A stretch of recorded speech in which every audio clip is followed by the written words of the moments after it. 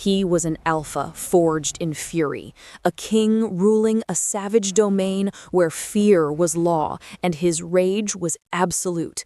Nothing could break him. But when a gentle human woman trespasses into his world, she brings a weapon he has never faced, a kind heart. Can love truly conquer all? Chapter 1. The Dominion of Rage. The scent of pine and damp earth was the only church Ryker knew. The crunch of leaves under his boots, the only hymn.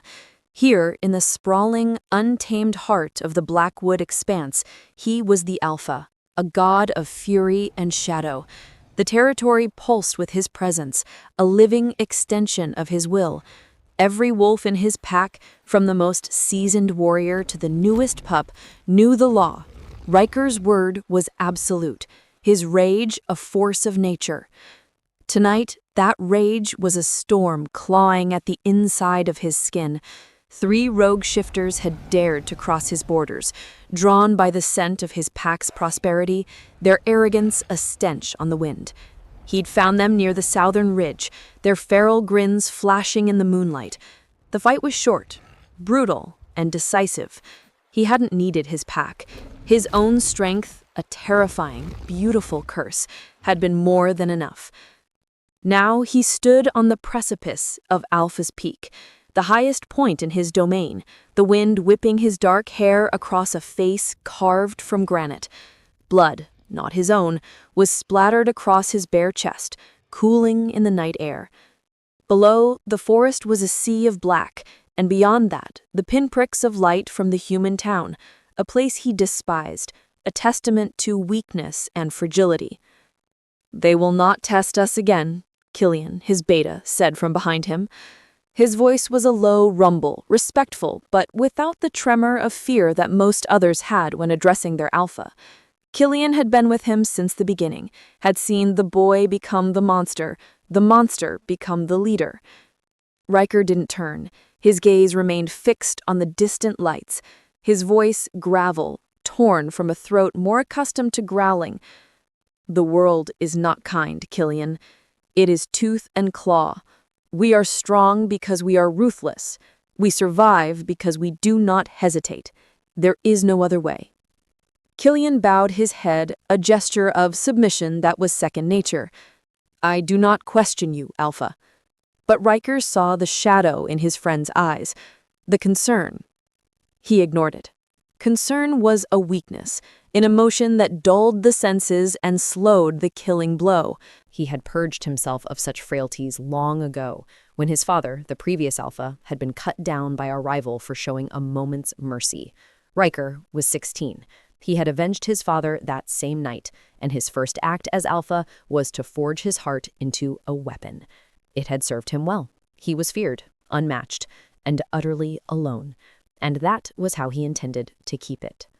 He was a force to be admired from afar, a legend whispered in hushed tones by shifters and the few humans who knew of their existence. A creature of untamed power, a king in a court of shadows, ruling a domain where the only law was his own ferocious, unbreakable will. Chapter 2. A Quiet Study. 200 miles away from the blood-soaked ground of Alpha's Peak, Claire traced the delicate vein of a pressed leaf in her journal. The air in her small, rented cabin smelled of old paper, drying herbs, and the faint, sweet scent of chamomile tea steaming beside her. Outside, the forest that bordered the town of Northwood pressed in from all sides, a wall of ancient trees and deep secrets. She saw it not as a wall, but as an invitation. She was a botanist, a researcher, who found more comfort in the silent language of plants than in the often confusing cacophony of human interaction. She had come to Northwood to study a rare species of bioluminescent moss that was said to grow only in the deepest parts of the Blackwood National Forest. It was a project that had consumed her for the better part of a year, and this cabin was the final frontier of her research. Her colleagues had called her brave. Her mother had called her reckless. Claire just felt at peace. The city was a place of noise, of sharp edges, and of heartbreaking memories. Her ex-fiancé, a man who had praised her passion until it became an inconvenience to his social calendar, had called her distracted and unfocused on the real world. He had left her for someone who was, in his words, more present. The heartbreak had been a quiet, creeping frost, numbing her for months. Here, in the solitude of the woods, she could finally feel herself thawing. Her focus wasn't a flaw. It was her greatest strength. She could spend hours cataloging the subtle differences in fern spores, her attention unwavering. She saw the world in intricate detail, the way sunlight filtered through the canopy, the complex ecosystem living in a single handful of soil, the resilience of a wildflower pushing its way through a crack in a rock. This empathy for the small, the overlooked, the silent, was the core of who she was. She wasn't a warrior, she wasn't a hunter, she was an observer, a listener. She carried a first aid kit for injured animals in her research pack and had once spent an entire afternoon coaxing a frightening bird out of her chimney. She took a sip of her tea, her gaze drifting to the map spread across her desk. The most promising area for the moss was deep within the forest's designated preservation area, a section the locals spoke of with a strange mixture of reverence and fear. They told stories of strange howls on the full moon, of hunters who went in and never came out. They called it the Alpha's territory. Claire, a woman of science and logic, dismissed it as local folklore, charming tales meant to keep tourists on the marked trails. Animals behaved differently in protected lands, growing larger and more territorial. That was science, not superstition. Still, as she looked at the dark, dense screen on the map, a shiver that had nothing to do with the evening chill traced a path down her spine. She felt a pull toward that wilderness, a sense of discovery that overshadowed any flicker of fear. It was a world that operated on instinct, on survival, on a raw, untamed power. And something inside her, a quiet, resilient part of her own heart, felt an unexpected connection to that. Chapter 3. Whispers on the Wind. The only general store in Northwoods was a cluttered, cozy haven that smelled of sawdust, coffee beans, and old secrets. It was run by a woman named Margot, whose age was as indeterminate as the origin of some of the antiques she sold. Her hair was a wild nest of silver, and her eyes held the sharp, knowing glint of someone who had seen it all. "Heading into the woods again, dear?" Margot asked, ringing up Claire's purchases, a bag of trail mix, a new compass, and a waterproof notebook. "The moss isn't going to find itself," Claire replied with a smile. "I think I'm getting close. The conditions near Whisper Creek are perfect." Margot's own smile tightened. Whisper Creek. That's getting deep. You're bordering his land there. Claire raised an eyebrow. His land? "The Alphas," Margot said, lowering her voice, as if the name itself was a forbidden incantation. "The one the old stories are about. They say he runs with the wolves, that he is one of them, a protector of the forest." An older man sitting by the pot-bellied stove, a grizzled hunter named Silas, grunted. "Protector? He's a monster, a beast. My cousin went hunting on that land 10 years back, found his rifle snapped in two and a set of prints bigger than a grizzly's, and never saw my cousin again. That forest, it doesn't give back what it takes." Claire felt a familiar skepticism rise within her, but she kept her tone polite. "I'm sure it's a tragic story, Silas, but I'm a researcher. I'm not a hunter. I don't carry a weapon. I mean no harm." Silas shook his head, his expression grim. "Harm ain't something you have to mean, missy. To a creature like that, you being there is harm enough. He doesn't like outsiders, doesn't like anyone." Margot leaned forward, her voice a conspiratorial whisper. "They say he's a shifter, a man who can become a wolf, the last of an ancient line tasked with keeping the forest pure. They say his heart is as wild as the land he commands, and that he answers to no one. He's a king in that forest, Claire, and kings don't take kindly to trespassers." Claire offered a small, appreciative smile, tucking her purchases into her bag. "I appreciate the warning, truly. I'll be careful. I always stick to the research parameters." As she walked out of the store, the bell above the door chiming her departure, she couldn't shake the feeling of the town's collective mythos settling over her. She was a scientist, a pragmatist, but the consistency of the stories, the genuine fear in Silas's eyes, and the reverence in Margot's voice, it was captivating. She wasn't afraid. She was intrigued. The legend of the Alpha was just another layer of the forest's complex ecosystem, a story a community told itself to make sense of the vast, intimidating wilderness at its doorstep, a force to be admired from afar, never approached. It was a challenge, a mystery, and Claire had never been able to resist a mystery. Chapter 4. The Burden of the Beast. From the shadows of the ancient redwoods, Ryker watched her. He had been tracking her for 3 days, ever since she'd first crossed the invisible line that separated the public trails from the true beginning of his territory. A human, a female, alone. Every instinct screamed at him: threat, intruder, weakness. She moved through his forest with a strange sort of reverence, her steps light, her eyes wide with wonder that bordered on foolishness. She wasn't a hunter. She carried no weapon, only a bag filled with books and tools he didn't understand. She would stop for long stretches, kneeling in the dirt to examine a mushroom or sketch a flower in her little book. It was infuriating. His world was one of constant vigilance, of life and death played out in fang and claw. This forest was a battlefield, a kingdom he had to defend daily, and she was treating it like a garden. He sat back on his haunches, the powerful muscles of his wolf form coiled like springs. The rage was always there, a low hum beneath his skin, the beast that lived in his heart. It was the source of his strength, the fuel for his reign. But it was also a curse. It isolated him, built walls around him so thick that not even his own pack could truly get close. He had no mate, no confidant besides Killian, and even that relationship was defined by rank and duty. Love, affection, tenderness, they were foreign concepts, poisons he had purged from his system long ago. And yet watching this human, something else stirred within him, a flicker of curiosity. It was a dangerous feeling. Curiosity had killed his father. Mercy had killed his father. He would not make the same mistakes. He watched her now as she carefully took a sample from a patch of moss, her movements precise and gentle. Her scent drifted to him on the breeze, clean and fresh, like rain on dry earth, with an underlying sweetness that made the beast in his chest stir restlessly. It was a scent that didn't belong here, a scent of softness in a world of sharp edges. He should have scared her off the first day.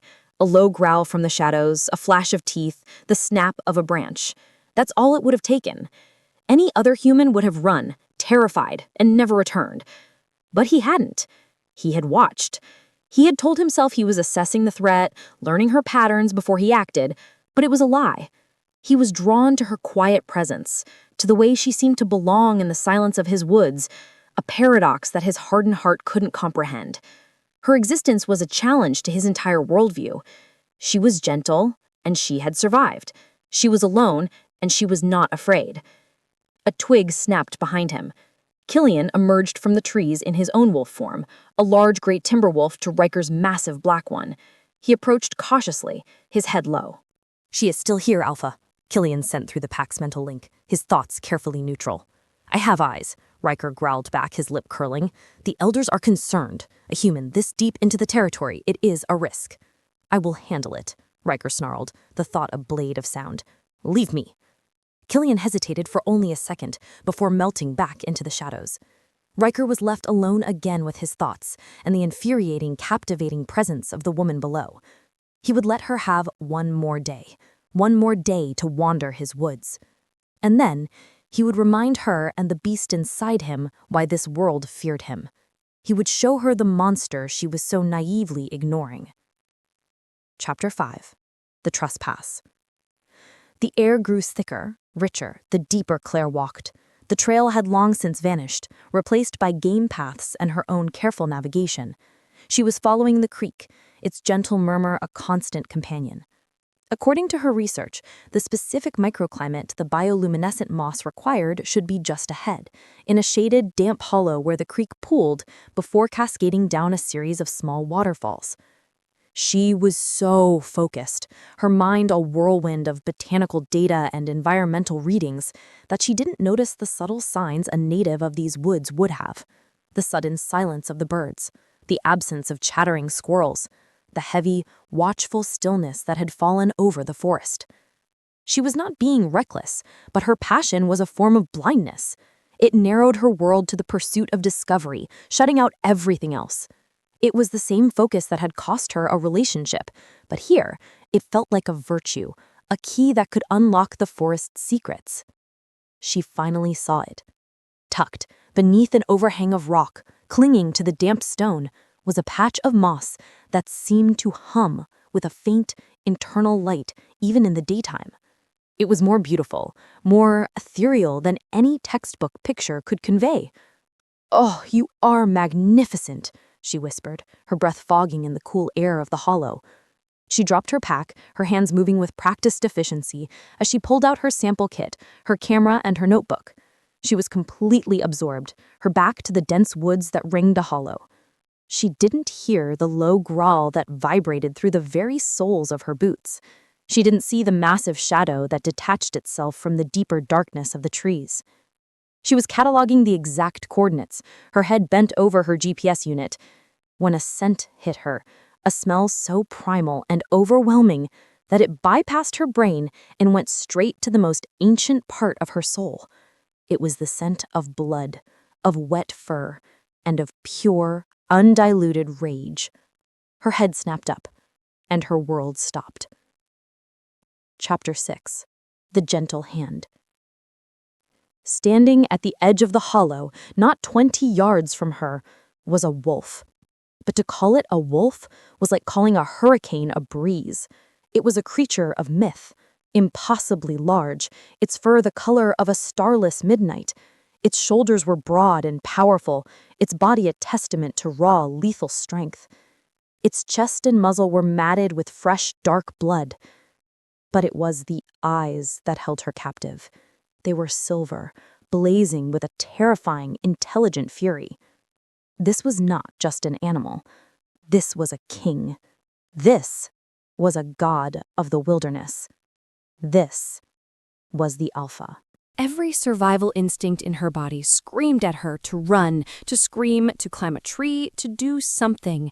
But she was frozen, not just by fear, but by a profound, overwhelming sense of awe. The beast took a step forward, a growl tearing from its throat, a sound that was both a warning and a promise of violence. It was the sound of rocks grinding together, of thunder in a sealed cavern. And in that moment, beneath the rage, beneath the blood and the power, Claire saw something else. She saw pain. Not just in the shallow gash that ran along its powerful flank, dripping blood onto the mossy ground, but in its eyes. The fury was a shield, a wall of fire built around a core of deep, ancient suffering. Her fear did not vanish, but it was joined by something stronger, her empathy. Slowly, deliberately, she lowered herself to her knees, making herself smaller, less of a threat. She kept her eyes on his, not in a challenge, but in a silent plea for understanding. Her heart was hammering against her ribs like a trapped bird. "You're hurt," she whispered, her voice barely a tremor in the charged silence. The wolf stilled, its head cocked, the growl softening to a confused rumble. It had expected screams. It had expected terror. It had not expected this. "I'm not going to hurt you," she continued, her voice gaining a sliver of strength. "I'm just a guest here. I was just looking at the moss." She held out her empty hands, her palms up, a universal gesture of peace. The gesture was simple, small, and in the face of such formidable power, utterly insane. But it was the only language she knew. The Alpha took another step, its massive form eclipsing the daylight. It lowered its head, sniffing the air between them, the bloody scent of its recent battle filling her senses. It was close enough now that she could feel the heat radiating from its body. She could see the individual muscles bunching beneath its dark pelt. One snap of those powerful jaws, and it would all be over. She didn't flinch. She held his gaze, her own reflecting not fear, but a profound, aching sadness for the pain she saw in him. "You're beautiful," she breathed. It was a simple gesture, a few quiet words, but against the armor of a being forged in rage and solitude, it was more powerful than any weapon. It was a crack in the stone, a single gentle hand against a fortress wall. Chapter 7. The Unraveling. The wolf recoiled as if she had struck him. A wave of confusion, potent and disorienting, washed over the pure, clean lines of his fury. Beautiful? No one had ever called him that. Monster, beast, killer, king. Those were his names, but not beautiful. He stared at the small human kneeling in the dirt, her heart hammering a frantic rhythm he could hear as clearly as his own, yet her gaze was steady, her scent laced not with terror, but with a strange, unnerving sincerity. This was not the reaction he had anticipated. This was not the fear he cultivated. He had come to drive her out, to remind her of the natural order of things, predator and prey. But her quiet defiance, her gentle words, had completely dismantled his attack.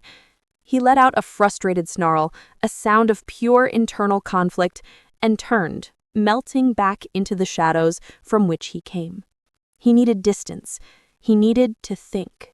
He ran, the forest floor a blur beneath his paws, until he reached the secluded cave behind the waterfalls that served as his private sanctum. He shifted, the crack and pop of bones a familiar agony, his massive wolf form collapsing into that of a man. Ryker stood, naked and panting, his body still slick with the blood of the rogues. The gash on his flank was already healing, the perks of being an alpha. But the wound in his mind was fresh, raw, and bleeding. "You're beautiful." The words echoed in the silence of the cave. He ran a hand through his damp hair, his knuckles white. Who was this woman? What was she? A witch, sent to beguile him? A fool, too naive to understand the dangers she was in? He had spent a decade building his defenses, honing his rage into an impenetrable shield. He had cultivated a reputation so fearsome that even the bravest warriors in his own pack flinched from his gaze. He had done it to protect his pack, to avenge his father, to survive. And this small, soft human had found a crack in it with a single look, a single word. He had felt something when she looked at him, something beyond the usual fear or aggression he inspired. He had felt seen, as if she had looked past the wolf, past the alpha, past the monster, and seen the core of him, the part he kept locked away even from himself. It was terrifying. He dressed in the spare clothes he kept in the cave, his movements jerky and angry. He would not allow this. He would not permit this weakness to take root. He went to the cave mouth, his human eyes, still the same piercing silver, scanning the forest. He could still smell her on the wind, a lingering trace of chamomile and earth. He should go back. He should find her, in this form, and terrify her as a man. He should use his voice, his size, his reputation, and drive her from his lands for good. But he hesitated. The memory of her calm, empathetic eyes held him in place. For the first time since he was a boy, the untamed alpha of the Blackwood pack was completely, utterly at a loss. The encounter had not just left a mark, it had begun to unravel a thread in the carefully woven tapestry of his rage. Chapter 8. The Echo of Silver Eyes. Claire packed her equipment with trembling hands. The sun was beginning to dip below the ridgeline, painting the sky in hues of orange and purple, but she barely noticed. Her mind was a slideshow of a single image, a massive black wolf with silver eyes full of ancient pain. She made her way back to the cabin, her senses on high alert. Every rustle of leaves, every snap of a twig sent a jolt of adrenaline through her body. But the forest remained silent, watchful. He was gone. Back in the safety of her cabin, the door bolted, she sank onto a chair, her body finally succumbing to the aftershocks of the encounter. She wasn't hurt, she was alive, but she was profoundly changed. She had spent her life studying the logic of the natural world, the predictable patterns of growth and decay, but there was nothing logical about what she had seen today. The intelligence in that wolf's eyes, the complex emotion warring with its primal fury, it was beyond anything she had ever read in a textbook. The locals weren't just telling stories. Margot's whispers, Silas's warnings, they were rooted in a truth she could no longer deny. She had come face to face with the legend, the Alpha. Sleep did not come easily that night. She was haunted by his eyes. She felt a pull, a strange and insistent tug in her soul to go back. It made no sense. She should be packing her bags, leaving Northwood, and finishing her research from the safety of a university library. That would be the sane, rational thing to do. But the memory of the pain in his eyes wouldn't let her go. She had seen a creature burdened, not evil, misunderstood, not monstrous. Her scientific curiosity was now intertwined with a burgeoning, deeply personal need to understand. Who was he? What was the source of his suffering? The thought of leaving felt like a betrayal, not just of her research, but of that silent, powerful moment of connection in the hollow. She had offered a hand of peace to a creature of war, and for a fleeting second, she believed he had almost taken it. To turn and run now felt like abandoning a puzzle she was uniquely equipped to solve. Her empathy, the very trait her ex-fiancé had scorned, was the one thing that had kept her alive today. Perhaps it was the key to everything. She rose from her bed and walked to the window, looking out at the dark, looming silhouette of the forest. He was out there somewhere, watching, hunting, hurting. She wasn't afraid of him anymore. She was afraid for him, and in that moment, she made a decision that would alter the course of her life. She was staying. She had to. Chapter 9. The Watcher in the Woods. The pull was undeniable. For the next week, Ryker found himself patrolling the border of his territory closest to the human's cabin. He remained in the shadows, a ghost in the trees, watching. He watched her collect firewood, her movements efficient and strong. He watched her sit on her porch in the evenings, reading by the light of a lantern, a small smile on her face. He watched her tend to a small garden of herbs, her touch gentle and nurturing. Each mundane action was a new source of frustration and fascination. She lived with a quiet confidence, a self-contained peace that he hadn't thought possible. He had built a fortress of power and fear to feel safe. She seemed to find safety in stillness. Killian found him there one evening, a silent gray shadow appearing at his side. "You have not forced her out," Killian stated, his mind voice carefully devoid of judgment. "She has not crossed the border again since the encounter. She tends her garden. She reads her books. What threat does she pose?" Riker's answering growl was low and dangerous. "Her presence is the threat. She is a distraction, a weakness." But even as he sent the thought, he knew he was trying to convince himself more than his beta. The truth was, her presence had a strange effect on him. The constant simmering rage in his blood seemed to quiet when he watched her. The beast in his chest, usually clawing for release, grew still, watchful, and curious. It was a dangerous balm, a seductive peace he couldn't afford to embrace. He was the alpha. His pack depended on his strength, his vigilance, his unwavering fury. What would happen to them if their leader was softened by the presence of a lone human woman? He watched as she looked up from her book, her gaze sweeping across the dark tree line as if she could feel his eyes on her. For a moment, their gazes locked across the distance, his supernatural vision meeting her simple, human sight. She couldn't possibly see him, but a small frown creased her brow. She knew. Somehow she knew she was being watched.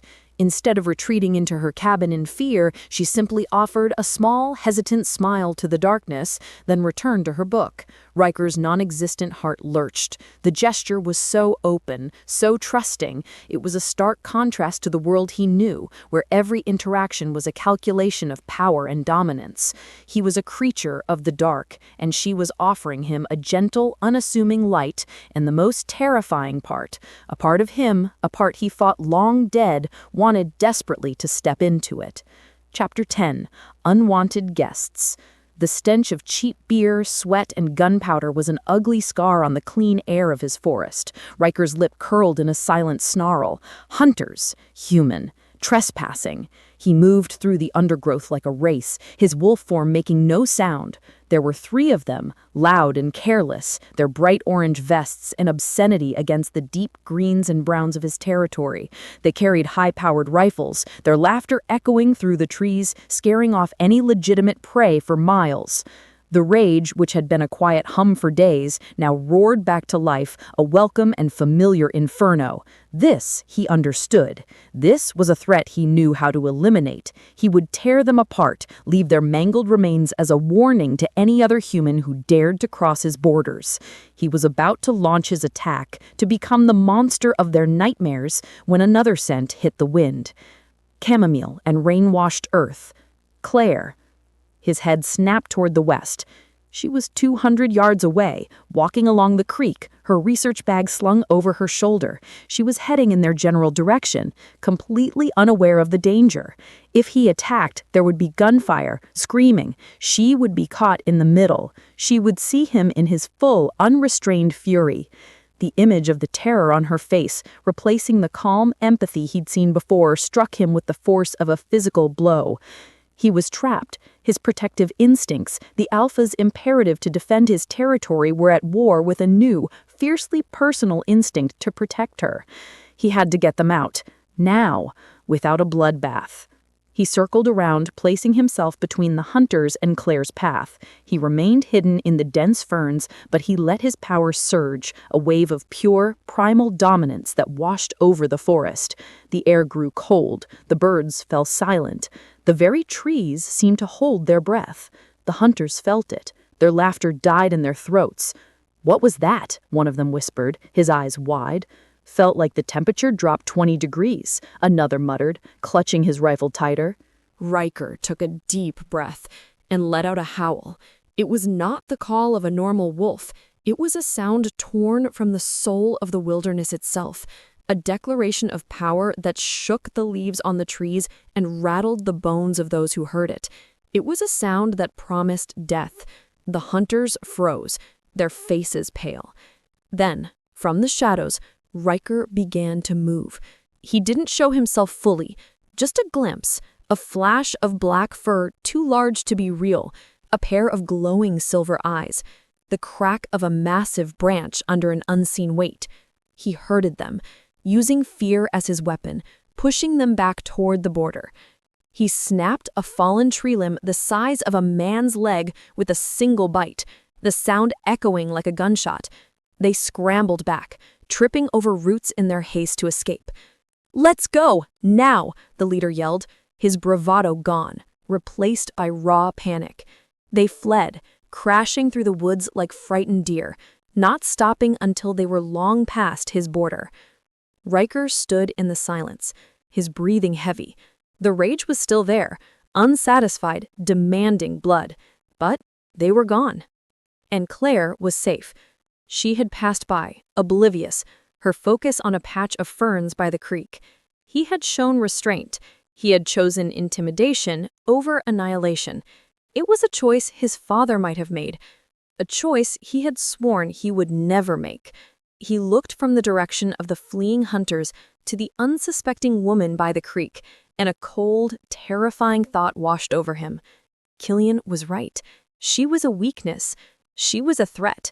Not to his territory, but to the very foundation of the man and the monster he had built himself to be. Chapter 11. An Offering. Claire found the aftermath later that day, a discarded beer can, the ground scuffed with heavy boot prints, and, most tellingly, a thick branch that had been snapped cleanly in two, the splintered ends revealing impossible strength. She knew, with a certainty that defied logic, that he had been here, the Alpha. She could feel his presence lingering in the air, a static charge of barely controlled power. And she knew that he had done this. He had driven the hunters away. He was protecting his home. Her fear was gone, replaced by a deep, abiding respect. He wasn't a mindless beast. He was a guardian, a fierce, wild, and dangerous one, but a guardian nonetheless.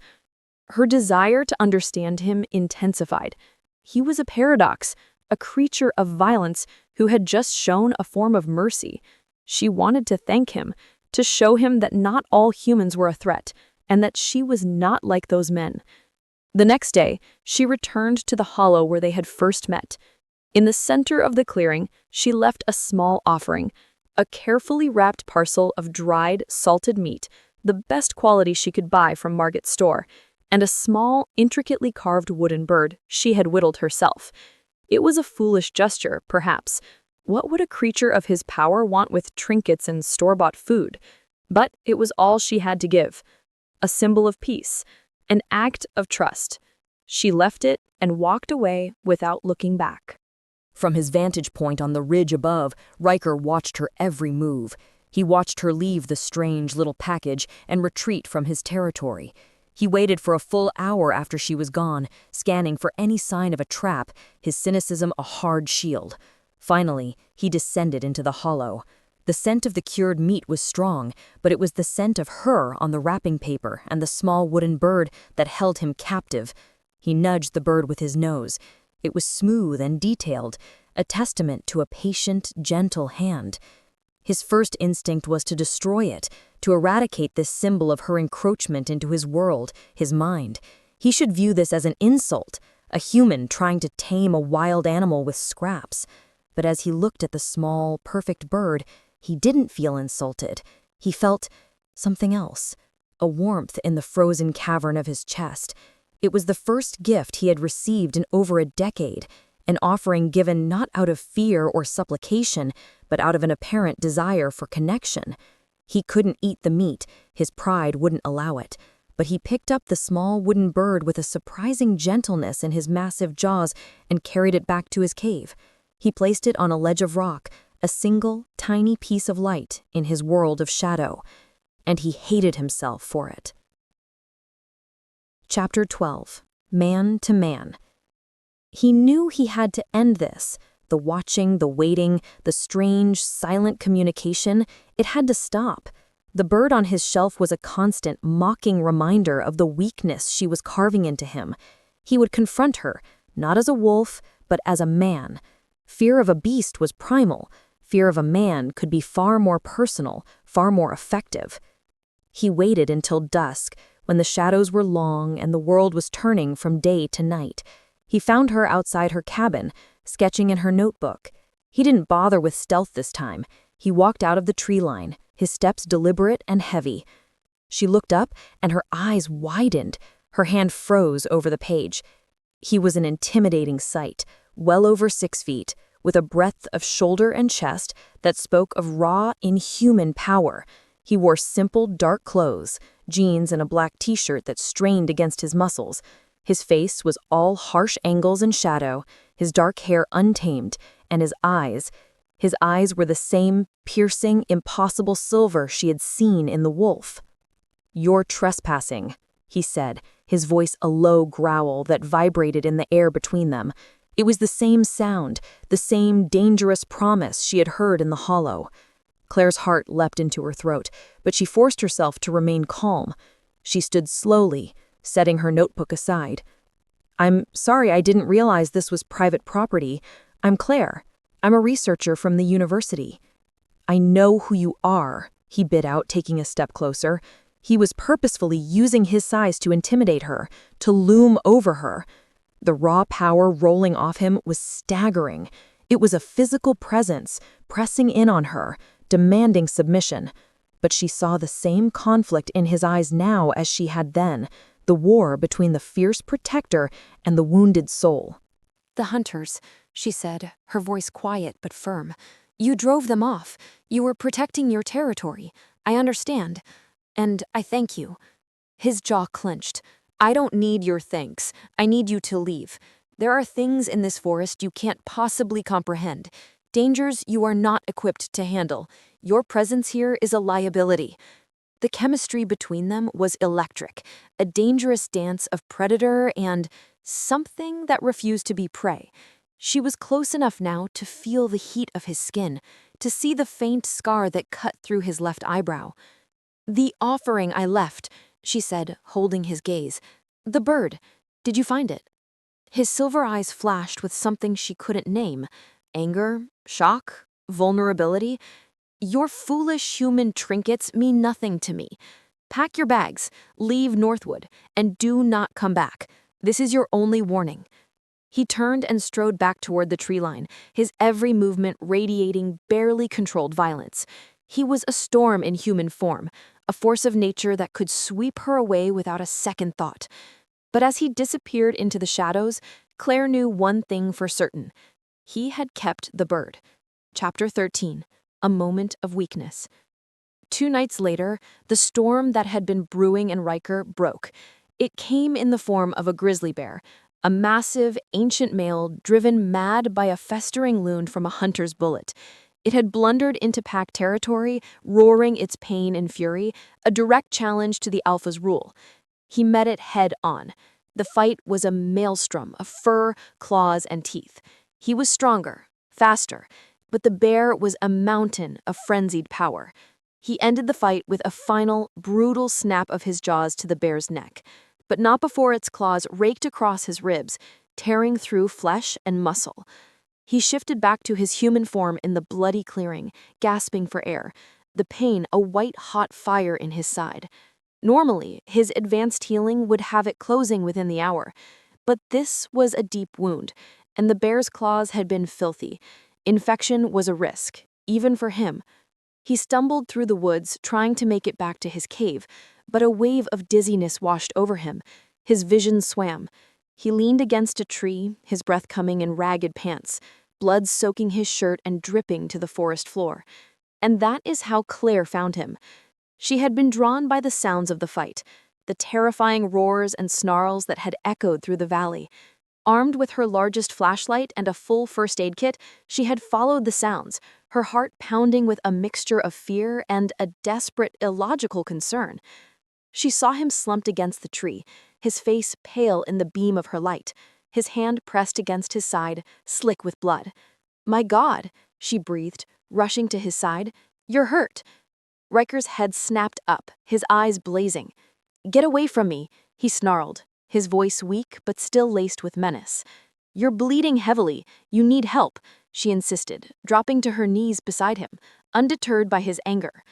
"I don't need help from a human," he growled, trying to push her away, but the movement sent a fresh wave of agony through him, and he grunted in pain. "Stop being a stubborn mule," she said, her tone surprisingly sharp. She began to gently pull his hand away from the wound. "Let me see." He was too weak to fight her. He watched, his vision blurring, as she worked with a calm efficiency that was breathtaking.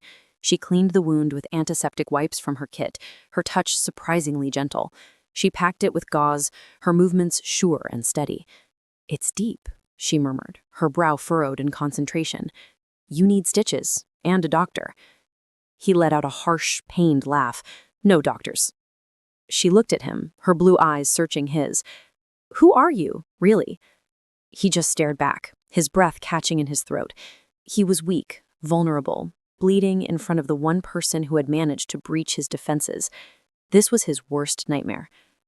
When she finished wrapping a pressure bandage around his torso, her arm brushed against his. The simple, accidental contact was like a bolt of lightning.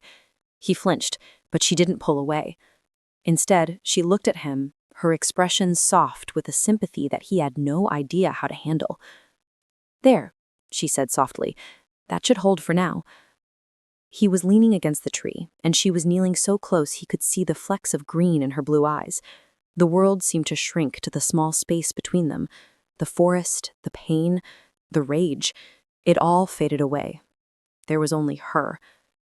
Without thinking, driven by an instinct older than rage, he reached out, his hand gently touching her cheek. Her skin was soft, warm, real. She leaned into his touch, her eyes fluttering shut for just a second. It was a moment of pure, unguarded connection, a moment of shared vulnerability. It was the most dangerous thing that had ever happened to him. He snatched his hand back as if he'd been burned, a look of self-loathing twisting his faces. He had let her in. He had let her touch him. He had shown him his weakness. But it was too late. The crack in his armor was now a gaping hole. Chapter 14. The Change. The pack felt the shift before they understood it. The oppressive weight of the alpha's constant, simmering rage had lessened. It was still there, a coiled serpent ready to strike, but it was quieter, tempered. Ryker healed with supernatural speed, the deep gashes from the bear knitting themselves into silver scars within 2 days, but the wound to his pride, to his carefully constructed isolation, festered. He avoided her, retreating deep into his territory.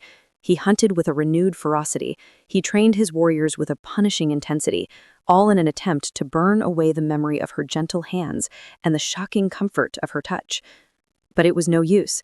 Her scent was imprinted on his senses. The memory of her was a ghost that walked beside him. He found himself making choices that baffled his pack. He broke up a squabble between two young wolves with a sharp word instead of a sharp blow. He listened, truly listened, as the pack elders voiced their concerns about a harsh winter ahead. He was still the alpha, still dominant and unyielding, but his rule was now guided by a sliver of something that felt dangerously like compassion. "It is the human," Killian said one evening, finding Ryker staring out from Alpha's peak, his expression conflicted. "She has changed you." "She has done nothing," Ryker snapped, turning on his beta. "Do not speak of her." "I do not need to speak of her," Killian replied, his gaze unwavering. "I can see it. The pack can feel it. The rage is no longer your only language, Ryker. You are clearer, more focused, a better leader." "She makes me weak," Ryker snarled, the words a desperate lie. "No," Killian said, taking a bold step forward. "She makes you stronger. Your rage was a wildfire, burning everything in its path, including you. She is the rain. She doesn't extinguish the fire. She just controls it, gives it purpose." Ryker stared at his friend, his oldest ally, and for the first time, he let the truth of Killian's words sink in. He wasn't weaker. He felt more powerful than ever, but it was a different kind of power. It was the strength of a controlled burn, not a devastating inferno. It was the power of a king who ruled a kingdom, not just a beast who ruled a patch of dirt. And it was all because of her. The realization was terrifying. To be this connected to someone, to have his own state of being so intricately linked to a fragile human, it was a vulnerability he could not afford. What if something happened to her? What if his enemies, the ones who watched and waited for any sign of weakness, discovered her? The thought sent a wave of cold, possessive fury through him that was sharper and more focused than anything he had ever felt before. It wasn't just the alpha's instinct to protect his territory. It was the desperate primal need of a male to protect his mate. The words slammed into his mind with the force of a physical blow. He had sworn off any such bond. Mates were a weakness, a vulnerability that had gotten his father killed. But his heart, the wild, untamed thing he thought was made of stone, was telling him otherwise. It was a truth he could no longer deny, and it put Claire in more danger than she could ever imagine. Chapter 15. The Red Hour. The challenge came at dawn, a howl, sharp and arrogant, from the eastern border. It was Thane, the alpha of the rival river pack, a shifter known for his cruelty and ambition. He had been testing Ryker's borders for months, and now he had finally made his move. "He brings a dozen of his best warriors," Killing reported, his eyes grim as he stood beside Ryker on the ridge overlooking the clearing where Thane and his pack waited. "They smell the change in the territory. They think you've gotten soft." Ryker's eyes narrowed, the silver turned to molten steel. "Then we will remind them what happens when you mistake control for weakness." The battle was swift and savage. It was a whirlwind of snarling, shifting bodies, of tooth and claw. Ryker fought with a clarity he had never known. The rage was there, a perfect, cold instrument of war in his hands, but it didn't consume him. He moved with precision, his mind clear, directing his warriors, exploiting every weakness in Thane's attack. He met Thane in the center of the clearing. The two alphas, both in their massive wolf forms, collided with a sound like thunder. It was a fight for dominance, for territory, for survival. Claire had heard the howls from her cabin, a symphony of aggression that was terrifyingly different from the lone, mournful howl she had come to associate with her protector. Worried, she had grabbed her kit and run toward the sound, staying hidden at the very edge of the trees. She arrived in time to see the final moments of the battle. She saw Ryker, her fierce, beautiful alpha, locked in a deadly dance with another, equally massive wolf. It was brutal, bloody, and terrifying. She saw the true, unrestrained violence he was capable of, the raw lethality that was his birthright. She saw him win. With a final, powerful move, Ryker pinned Thane to the ground, his jaws at the rival alpha's throat. The clearing fell silent, the fight over. Thane lay defeated, whimpering his submission. Ryker's pack waited, their gazes on their alpha. They expected him to finish it, to make an example of Tane as he had the rogues. That was the old Ryker's way. But as Ryker looked down at his defeated enemy, he felt something other than bloodlust. He felt the weight of Claire's unseen eyes on him from the edge of the woods. He saw the path of endless violence stretching before him, and for the first time, he questioned it. He pulled back, a low growl of warning rumbling in his chest. "Get out," he snarled through the pack link, a command that encompassed every one of the intruders, "and never return." He let Tane scramble to his feet and flee with the rest of his battered warriors. He had won. He had proven his strength. He had done it without the ultimate act of savagery. He stood panting in the center of the bloody clearing, his pack gathering around him, their respect for him deeper and more absolute than ever before. He had shown not just power, but judgment. And then he looked toward the trees and saw her, Claire, her face pale with shock, a hand covering her mouth. She had seen it all. She had seen the monster. And in her eyes, for the first time, he saw fear. Chapter 16. The Heartbreak. His heart seized in his chest. Fear. She was afraid of him. After everything, after the connection, the understanding, the gentle touches, she finally saw him for what he was. A killer. A beast. The victory turned to ash in his mouth. He had been so careful, had shown a restraint he didn't know he possessed, all for her. And it didn't matter. His world was too violent, too bloody. He had been a fool to think she could ever be a part of it. He shifted. The agony of the transformation, nothing compared to the agony in his soul. He stood before her, covered in the blood and grime of battle, the monster revealed. "Claire," he started. His voice was raw. She flinched. That small, involuntary movement shattered him more than any claw or fang ever could. He had to protect her, and the only way to do that was to drive her away, to make her hate him, to make her run so far she would never be in danger again. He had to sever the bond that was putting her life at risk. He had to become the monster she now saw. "You see now, don't you?" he said, his voice turning cold, cruel. He took a step toward her, and she took an involuntary step back. "This is who I am. This is what I do. I am not your wounded animal to be pitied and patched up. I am a predator." Tears welled in Claire's eyes, her fear mixing with a profound confusion. "Ryker, I don't understand." "You understand perfectly," he snarled, forcing a callous sneer onto his face. "You're a weakness, a distraction. My enemies smelled it on me. Your softness, your pathetic human sentimentality. You almost got my entire pack killed today." The words were poison, each one a lie designed to break her heart and his own. "That's not true," she whispered, her voice trembling. "Isn't it?" He laughed, a harsh, ugly sound. "I spared him," he gestured to the forest where Thane had fled, "because I knew you were watching. That is a mistake an alpha cannot afford, a mistake that will cost lives. My father made that mistake, and it got him killed. I will not repeat it." He advanced on her until he was towering over her, forcing her to look up at him. "You are a danger to me, to my pack. Your little experiment in the woods is over. Get out of my territory. Get out of my life. If I ever see you again, I won't be so merciful."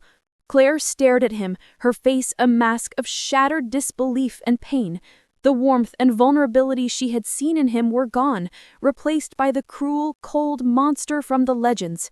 The tears finally spilled over, tracking clean paths through the grime on her cheeks. She didn't say another word. She just turned and ran, her sobs lost in the rustle of the leaves. Ryker stood there, listening until the sound of her footsteps faded completely. The clearing was silent, save for the dripping of blood onto the forest floor. He had done it. He had saved her. He had destroyed the only good thing that had ever happened to him. The rage came roaring back, hotter and more painful than ever, but this time it was directed entirely at himself.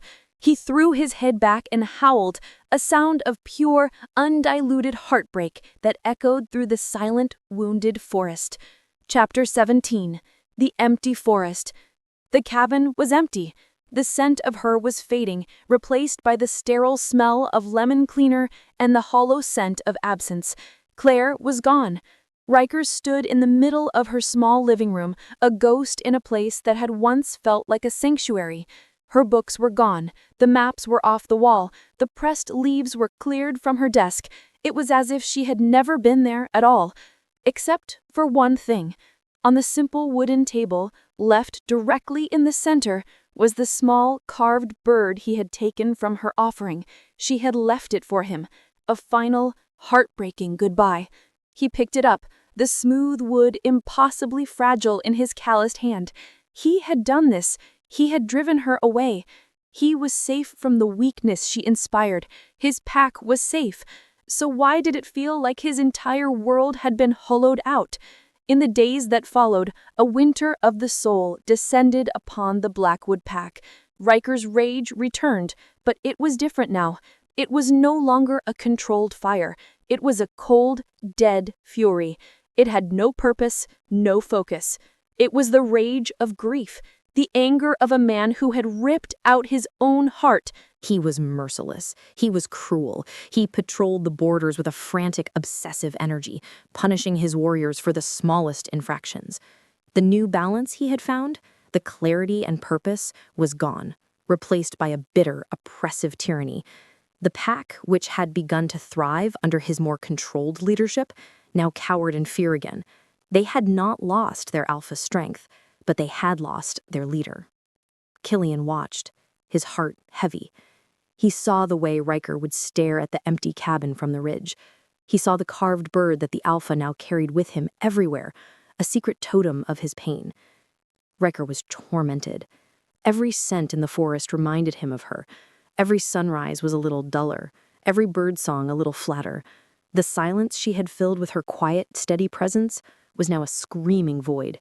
He had chosen power over connection, solitude over love, and the price was his own soul. He had won the battle for his territory, but he had lost the war for himself. He was the unchallenged alpha of a dead and empty forest. Chapter 18. The Truth of Strength. "You are a fool." The voice came from Killian. He stood at the entrance to Ryker's cave, his arms crossed, his face set in a grim, determined line. No one spoke to the alpha that way. It was a death sentence. Ryker, who was staring into the flames of his fire, the small wooden bird resting on the rock beside him, slowly turned his head. His silver eyes were devoid of all light, cold and dead. "What did you say?" he asked, his voice a low, deadly whisper. "I said, you are a fool," Killian repeated, stepping into the cave, unafraid. "A coward, hiding behind the memory of your father, pretending your cruelty is strength." Ryker was on his feet in an instant, his body radiating lethal intent. "You have a death wish, old friend." "Perhaps," Killian said, not backing down. "But someone has to tell you the truth before you destroy this pack and yourself along with it. The human, Claire, she was not your weakness. She was your redemption." A raw, guttural snarl ripped from Ryker's throat. "She made me hesitate. She made me soft." "No," Killian roared, his own control finally snapping. "She made you think. She made you a leader instead of just a tyrant. Your father's weakness wasn't mercy, Ryker. It was indecision. He hesitated because he was unsure. You spared Thane because you were sure. You were in complete control. You chose to show mercy, not as a weakness, but as a demonstration of ultimate power. You judged him unworthy of the effort it would take to kill him. Do you have any idea the strength that showed? The message that sent to our enemies? That the alpha of the Blackwood pack is not a mindless beast, but a calculating king?" Ryker stared at him, the rage in his eyes faltering, replaced by a flicker of shocked confusion. Killian pressed his advantage, his voice dropping but losing none of its intensity. You didn't push her away to protect her. You pushed her away because you were terrified. You, the great and powerful Ryker, who fears nothing, were terrified of feeling something. You were afraid of what she made you feel, of the man she saw underneath, the monster. He pointed a shaking finger at the small wooden bird by the fire. You carry that with you. You watch her empty cabin. You are dying without her. The rage you wear now isn't a weapon, it's a shroud. It's the sound of a heart breaking. She didn't break your rage, Ryker. She gave it a purpose. She gave you a purpose, beyond just surviving. She taught you how to live, and you sent her away. Every word was a hammer blow against the stone walls Ryker had built around his heart. The truth of it, the terrible, undeniable truth, washed over him, drowning him in a sea of regret. He had been wrong, so horribly, catastrophically wrong. He hadn't been protecting her, he had been protecting himself from the hope she represented. He looked at Killian, his friend who had risked his life to tell him the truth. He looked at the bird, a symbol of the gentle soul who had seen him, truly seen him. He knew what he had to do. The rage wasn't gone, it was transforming, focusing into a single burning point of purpose. He had to get her back. She's leaving today, Killian said softly, seeing the change in his Alpha's eyes. Margot told me. She's packed her car, taking the old mountain road out of town. Ryker didn't hesitate. He scooped up the wooden bird and sprinted from the cave, his heart pounding with a new, desperate, and beautiful terror. The terror of losing everything that truly mattered. Chapter 19. The Chase.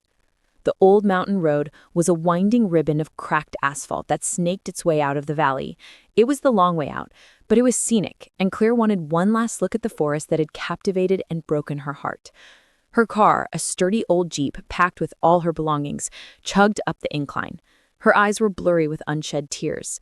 Every tree, every rock reminded him, the monster, the protector, the man, Ryker. She told herself she was right to leave him.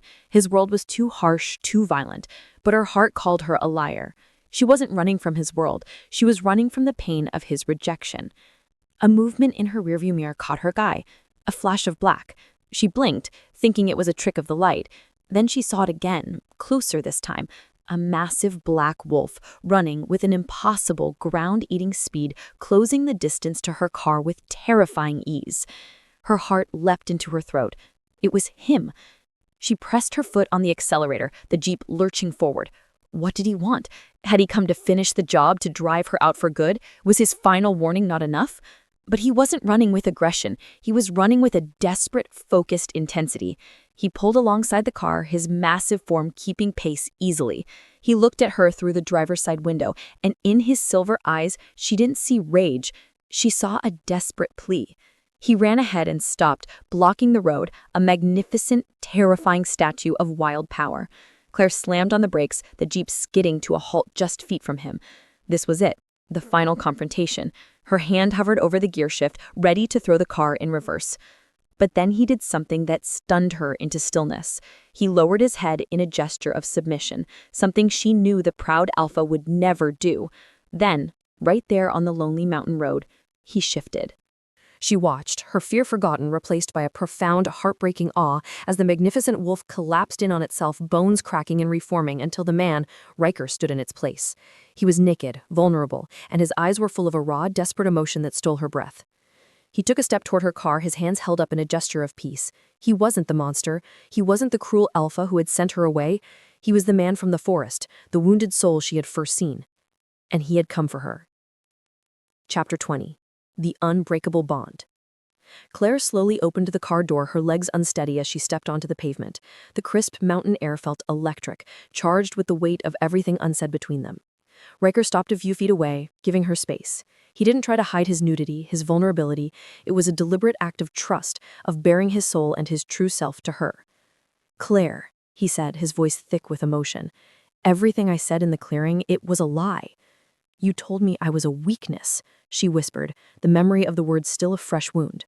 You are the source of a strength I never knew I had, he corrected, his silver eyes pleading with her to believe him. I was afraid, not of our enemies, but of this, of what you make me feel. I've spent my life believing that emotions were a liability, that rage was the only thing that could keep me and my pack safe. You proved me wrong. He took another tentative step closer. You didn't tame my rage, Claire. You gave it a purpose. You gave it a heart. Without you, it's just noise, an empty storm. I pushed you away because I thought I was protecting you from my world, but I was just protecting myself from a life that might actually be worth living. He reached into the pocket of the jeans he had been carrying and pulled out the small carved bird. He held it out to her on his open palm. I was wrong, he said, his voice breaking. So wrong. I chose solitude because I thought it was strength, but it's just a cage, and I don't want to be in it anymore, not without you. The last of her defenses crumbled. The tears she had been fighting finally fell, but they were not tears of sorrow. She closed the distance between them, her hand closing over his, her fingers curling around the small wooden bird. You're not a monster, Ryker, she said, her voice thick but clear. With you? I'm not, he whispered, his eyes intense. Claire, he struggled with the words he had never spoken. I love you. And then he kissed her. It was a kiss of desperate longing and profound relief. It was the wild meeting the calm, the storm finding its center. His lips were firm and warm, and she wrapped her arms around his neck, pulling him closer, feeling the raw power of his body pressed against hers. It wasn't a kiss of taming or dominance. It was a kiss of equals, of two souls who had found their missing half in the most unlikely of places. When they finally broke apart, they were both breathless. He rested his forehead against hers, his silver eyes shining with a light she had never seen before. Don't vive. Stay. Be a part of my world. Be my world. She looked up at him, at her fierce, wonderful, impossible alpha, and she smiled, her heart so full she felt it might burst. I'm not going anywhere, she promised. 1 year later, Claire stood on the precipice of Alpha Peak, the wind whipping her long hair across her face. But this time, she was not alone.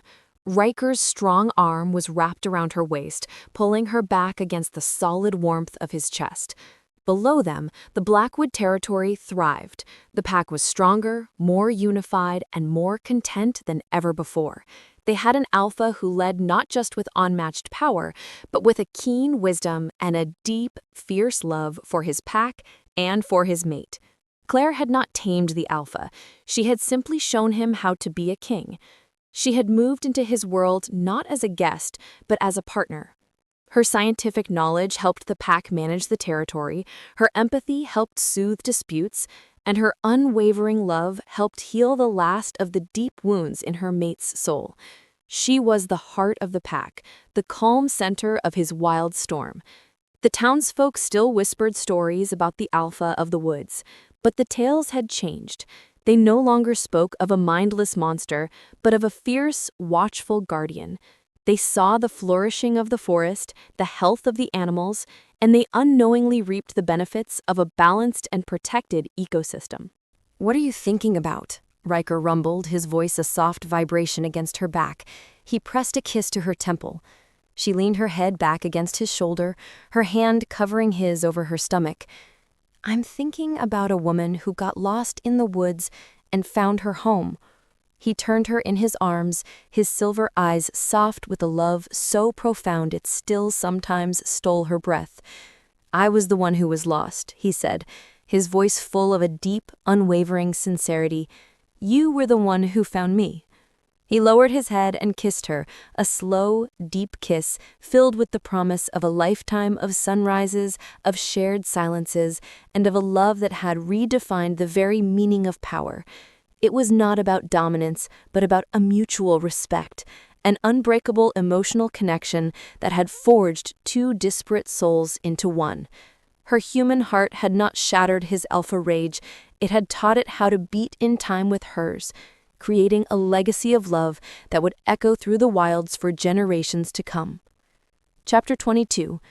The Purpose of the Wild. Ryker watched her as she slept, her face soft in the moonlight that streamed into their cave. The wooden bird, her first gift to him, sat on the mantel above the fire, a constant reminder of how his entire world had shifted on its axis.